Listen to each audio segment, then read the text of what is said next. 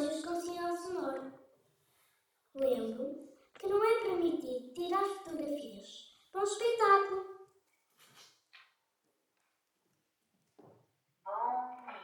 Muito bom dia, sejam bem-vindos ao espetáculo Estranhões e Bizarrocos. Este é um espetáculo de histórias pequenas, mas que nos vai levar a todos muito longe na imaginação.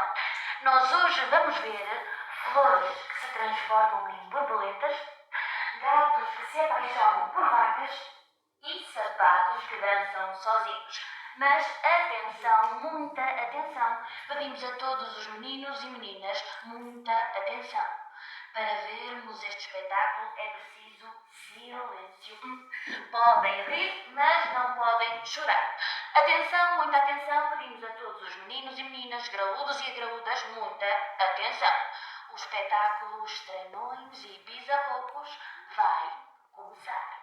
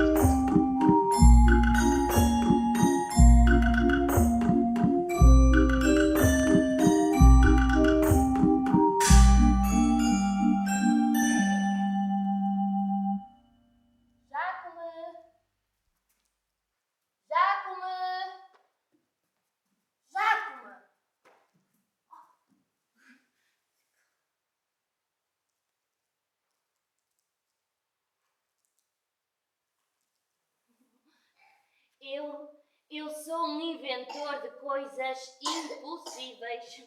Tinta invisível, formigas mecânicas, pássaros a vapor, sapatos voadores e aparelhos de produzir espirros. Não se pode dizer que eu não tenha imaginação. Tenho e de sobra. E não se pode dizer que eu não seja trabalhador. Eu trabalho o dia inteiro. O problema é que nada do que eu invento parece ter utilidade. Já como dizem os meus amigos, o que tu fazes são inutensílios. Inventa alguma coisa que preste. Por exemplo, couves com sabor a chocolate, máquinas de fazer sol e piugas à prova de buracos. Eu concordo com os meus amigos. Sim, eles têm razão. Fecho-me na minha oficina e começo a desenhar novos projetos. Porém, o que sai das minhas mãos, nem eu sei como, são só engenhosos disparates. Água em pó, pregos de papel, comprimidos para adormecer caracóis. Os amigos começaram a afastar-se dele. É maluquinho, diziam. Não faz mal a ninguém, mas é assim meio maluquinho. Um dia, Jacome acordou e percebeu que já não tinha amigos. Estou sozinho no mundo, completamente sozinho. Tenho os pássaros a vapor, é certo, e as formigas mecânicas. Eu vou inventar outros animais e um mundo novo vai nascer. Lagartixas, com todas as cores do arco-íris, camelos de 5 bossas e camaleões cantores de pele luminosa e gatos que parecem anjos, com pequenas asas de seda plantadas no meio das costas. Um dia, inventei um animal que não se assemelhava a mais nenhum. Chamei-lhe Estranhão. No dia seguinte, criei um segundo, igualmente estranho, e chamei-lhe Bizarroco. Estranhão e Bizarroco. Estranhão e Bizarroco. Estranhão e Bizarroco. Quando as pessoas descobriram o que se estava a passar, já era demasiado tarde. Os bichos de Jacome não cabiam na oficina e espalhavam-se pelo jardim, pelo pátio e até pelo passeio em frente. Os vizinhos resolveram chamar a polícia. Aquele homem, acusaram, inventou um mundo. E o mundo dele está a destruir o nosso. Alguns traziam fotografias dos estranhões e dos bizarrocos. Vejam bem, estas coisas não podem existir. Elas assustam as nossas crianças. Não era verdade. As crianças não se assustavam com os bizarrocos e nem sequer com os estranhões. Elas nunca tinham visto nada assim. Mas todos os dias descobriam coisas novas que nunca tinham visto antes e por isso achavam os estranhões e os bizarrocos muito, muito naturais e gostavam deles.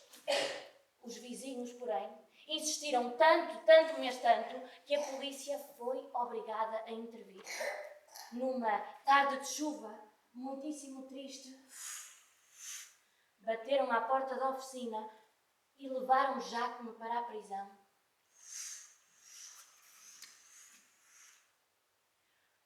Nos primeiros dias, Jacome deixou-se ficar deitado, a pensar, tentando perceber porque é que fora parar ali.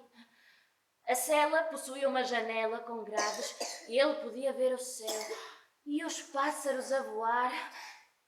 As pessoas, concluiu Jacome, as pessoas grandes têm medo de tudo o que é novo.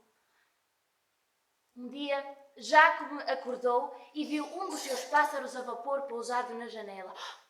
As crianças, disse-lhe o pássaro, as crianças querem tirar-te da prisão. Um pouco por toda a cidade, as crianças organizavam manifestações. Os bichos iam com elas. Viam-se crianças às costas dos estranhões. Seguras. viam-se bisarrocos aos gritos, segurando cartazes. Era uma revolução. As crianças, na escola, só falavam naquele assunto. Iam para casa e exigiam aos pais a libertação de Jaco. Por isso, vamos todos juntos fazer uma manifestação para libertar Jácome.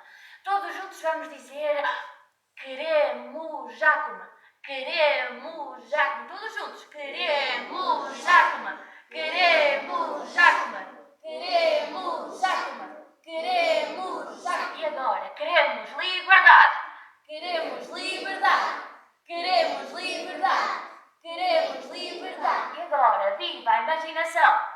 Viva a imaginação! Viva a imaginação! Viva a imaginação! E agora, viva a diversidade! Viva a diversidade! Bem alto! Viva a diversidade! Viva a diversidade! Finalmente, o chefe da polícia concordou libertar Jácome.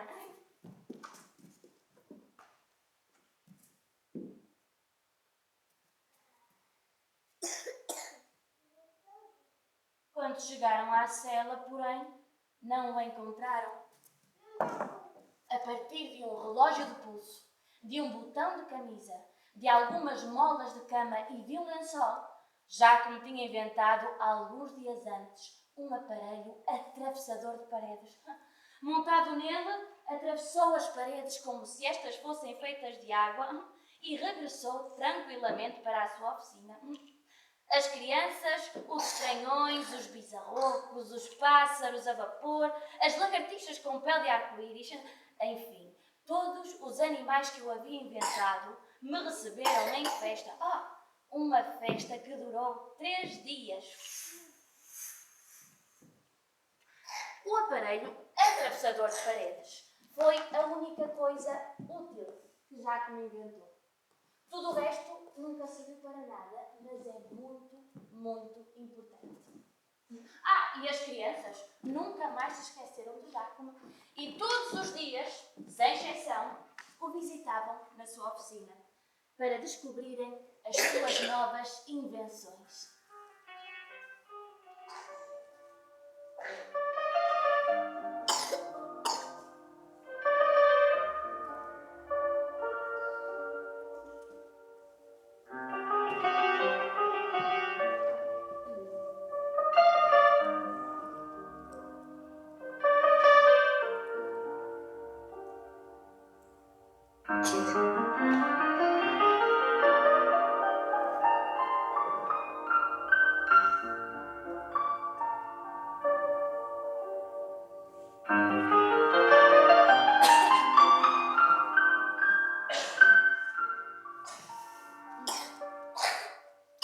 Quero que conheçam este gato.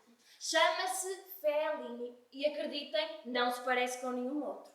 Eu falo-vos de um gato, digamos assim, muito ambicioso. Fellini era ainda adolescente, mal se viam os bigodes quando se apaixonou. Coisa séria, muito séria. Deixou de comer, deixou de lamber o pelo, passou a andar pelos telhados como um vagabundo.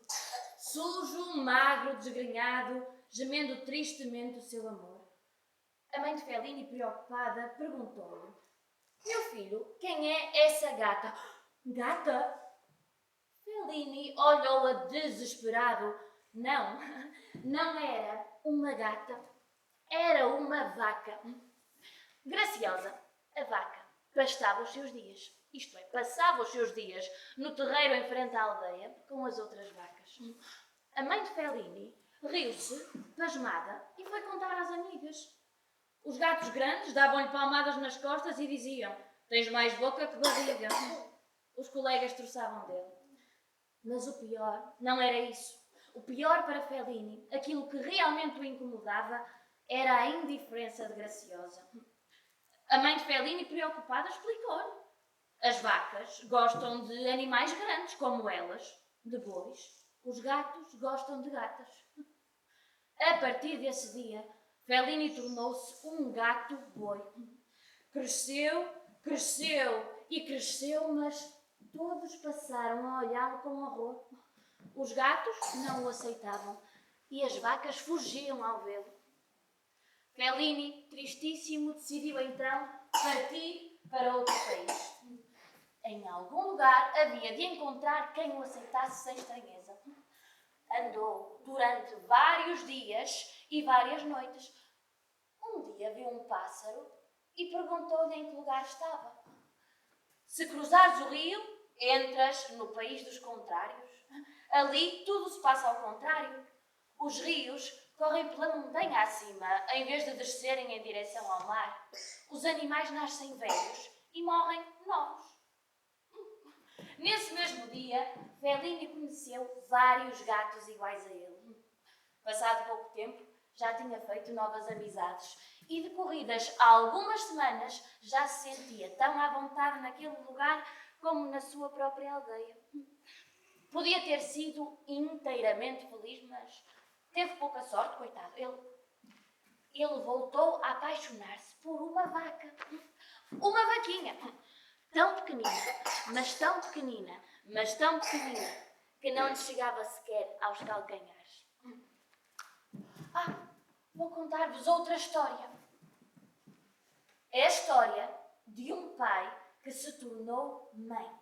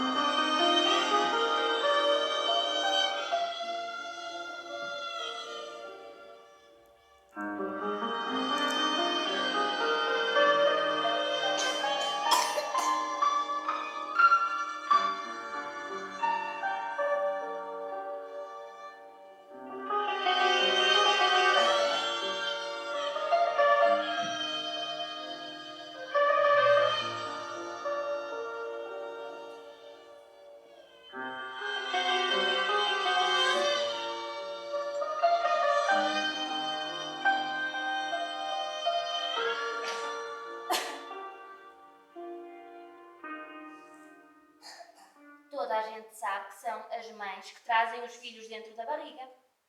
Os bebés formam-se dentro do ventre das mães, crescem e depois saltam cá para fora, para a luz. Por isso é que nós dizemos que as mulheres dão à luz. Mas o que pouca gente sabe é que há uma exceção. Existe uma espécie animal em que é o pai que cria os filhos dentro da barriga e os entrega à luz. O cavalo marinho. Como é que isto aconteceu? É essa a história que eu vos quero contar. Uma incrível história de amor. O fim talvez seja um pouco triste, mas é sempre assim. As histórias de amor só são felizes quando não as contamos até ao fim. Há muito, muito tempo, quando os homens ainda não falavam e quando os dinossauros ainda andavam sobre a terra, nesse tempo vivia no mar um casal de cavalos marinhos. Ele chamava-se Mário. Ela chamava-se Maria. Ele chamava-lhe Maria Minha. E ela chamava-lhe Marinho. Mário e Maria andavam sempre juntos. Para eles o mar era um imenso jardim. E naquele tempo tudo estava no princípio. Todas as coisas eram novas e brilhavam como um par de sapatos acabados de estrear. Mário e Maria gostavam de passear, descobrir animais estranhos, paisagens perdidas e outros mares.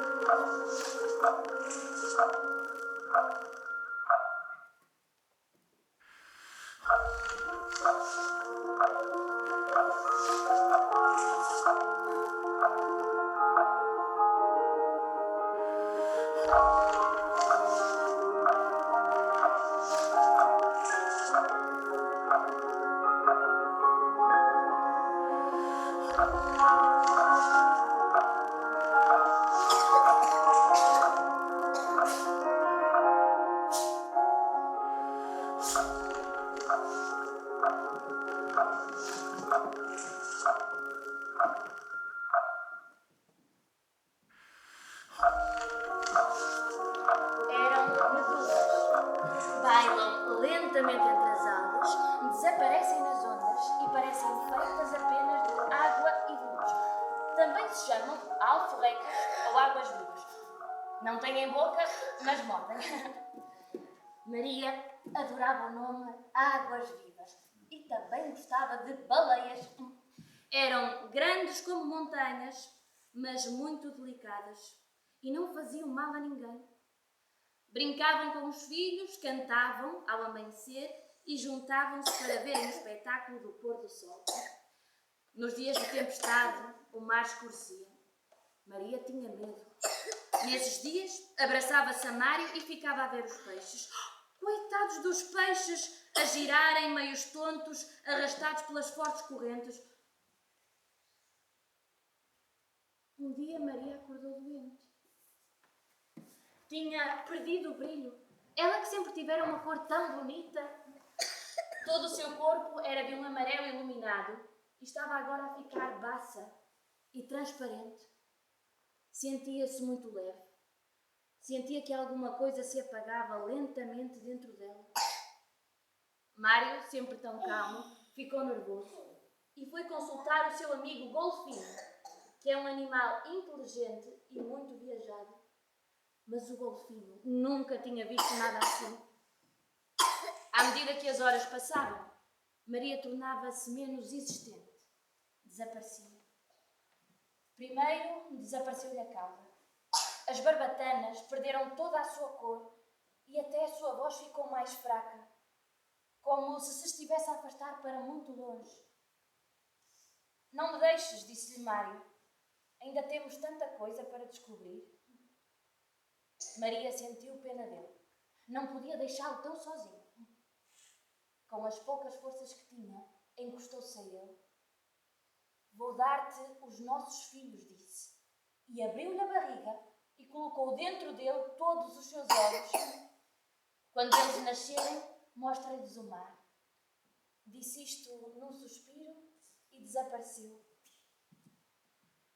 Nos primeiros dias, Mário sentiu-se perdido, sozinho. O mar deixara de ser um imenso jardim. Achava-o agora grande, escuro e perigoso. E sem a alegre surpresa de Maria, nada lhe parecia realmente novo. Mas, passado algum tempo, Mário viu que o seu corpo se modificava. A sua barriga crescera, tornara-se firme e redonda e começou a sentir-se de novo alegre, num estranho alvoroço, embora não soubesse muito bem o que era como se tivesse uma festa a crescer dentro de si. Então, numa manhã de sol, com o mar muito iluminado, Mário viu que a sua barriga se abria e viu saltarem dentro dela dezenas de pequenos cavalos marinhos. Eram os seus filhos. Eu talvez há pouco me tenha enganado. Parece-me agora que esta história tem um final feliz, porque decidi que ela acaba aqui, num nascimento. E porque a partir desse dia passou a existir neste nosso enorme planeta um pai que dá à luz.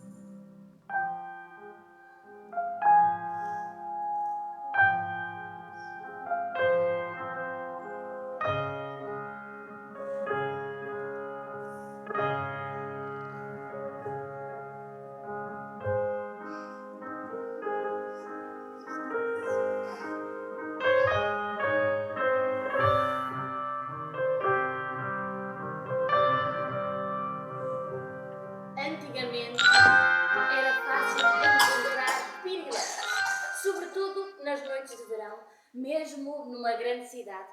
Eles riscavam a escuridão de um lado para o outro como um fogo de artifício, pequenino e silencioso. As crianças apanhavam-nos, guardavam-nos dentro de grandes frascos transparentes e depois penduravam esses frascos nos ramos das árvores. E eles iluminavam os jardins com uma luz muito verde, uma luz como agora já só existe nos sonhos, ainda mais macia do que a luz do luar. Entre algumas tribos de índios, na floresta da Amazónia, os pirilampos são ainda hoje utilizados como joias, presos aos cabelos das mulheres. Infelizmente, já quase desapareceram das grandes cidades por causa da poluição. Mas, afinal, de onde é que vieram os pirilampos? É essa a história que eu vos quero contar. Há muito, muito tempo, quando Deus ainda não tinha terminado de fazer o mundo, não havia sequer homens sobre a terra, o rei das moscas disse: tenho ouvido falar muito sobre o fogo, mas eu não sei o que é. Quero saber mais. Quero que vão à procura dele por toda a terra e o tragam até mim. O rei das moscas mandou então chamar um dos seus guerreiros e disse-lhe para procurar o fogo. Tenho ouvido falar muito sobre o fogo, mas não sei o que é. Quero que vás à procura dele por toda a terra e o tragas até mim. O guerreiro das moscas partiu sobre a terra. Viajou durante vários dias e várias noites e regressou, mas sem o fogo e com as pequenas asas chamuscadas. Ai, o fogo mordeu-me as asas. Eu tentei trazê-lo, mas não consegui. Ele é mais forte do que eu. O rei das moscas decidiu então enviar o próprio filho, o príncipe das moscas, conhecido em todo o reino pela sua coragem, bondade e inteligência. O príncipe partiu pelo mundo. Viajou durante vários dias e várias noites e a todos os insetos que encontrava pelo caminho perguntava se tinham visto o fogo. Uma tarde, cansado, muito cansado, pousou no ramo de uma árvore. Ouviu então um suspiro, um gemido, uma voz fraca que pedia socorro. O príncipe olhou e viu uma borboleta linda como um arco-íris presa numa enorme teia de aranha. Ajuda-me, implorou a borboleta. A aranha vai-me comer. O príncipe olhou em volta e descobriu a aranha. Vem, disse-lhe a aranha, entra em minha casa. O príncipe sentiu medo. Quis fugir, mas depois voltou a olhar para a borboleta e o seu coração encheu-se de amor e de revolta por vê-la presa. Então o príncipe disse: Senhora aranha, eu sou muito forte e pesado e tenho medo de rasgar a teia. A aranha, irritada, avançou na direção que o príncipe lhe indicara e, sem se dar conta, ficou presa nos fios pegajosos. O príncipe, já sem medo, aproximou-se e cortou os fios que prendiam a borboleta. Ela sacudiu as asas, feliz, finalmente livre. Ai, eu não sei como te agradecer. Podes pedir-me o que quiseres. O príncipe contou-lhe então que andava pelo mundo à procura do fogo. Ninguém consegue agarrar o fogo com as mãos. Eu vou dar-te uma bolsa que herdei da avó da minha avó, feita de um material transparente e tão forte que o fogo não consegue destruir. O príncipe voltou então para o seu reino, com o fogo preso na pequena bolsa e a borboleta pela mão.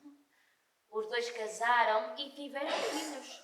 E são esses filhos que nós ainda vemos, por vezes, iluminarem as nossas noites com as suas estranhas bolsas de lume, os pirilampos.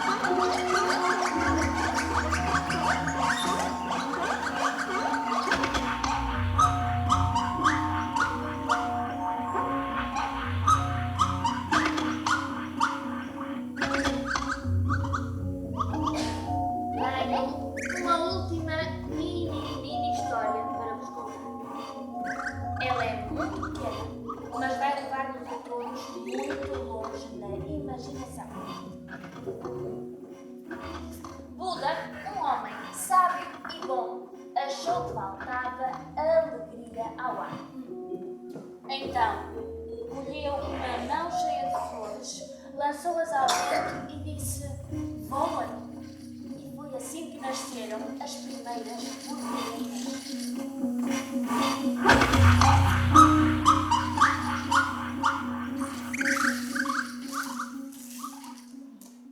E eram estas as histórias que eu tinha para vos contar. Alguém se lembra ainda da primeira história? Sim. Podem pôr os dedos no ar, que é para eu ver-vos. Então, vou ouvir um e vemos se todos concordam. Pode ser? Acho que sim. Aqui à frente. Qual era? Lembras-te? Como é que era a história? Não? Vamos mais vezes no ar para ver se... Fala. Lembras?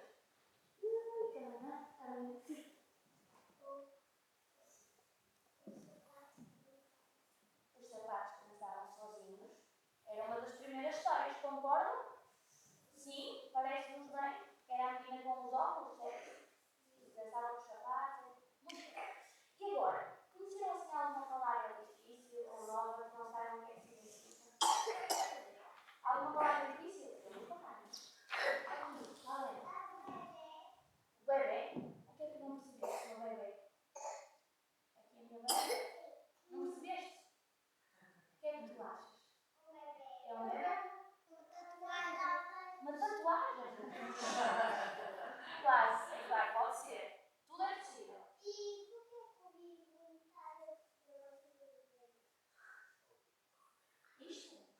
Então, o que é que tu achas? O que é que tu achas? Achas que pode ser um umbigo do bebê? Por exemplo? Acham que sim? Não? Que outras possibilidades é que nós temos? É um umbigo de outra pessoa? É o meu umbigo? Pode ser. Temos várias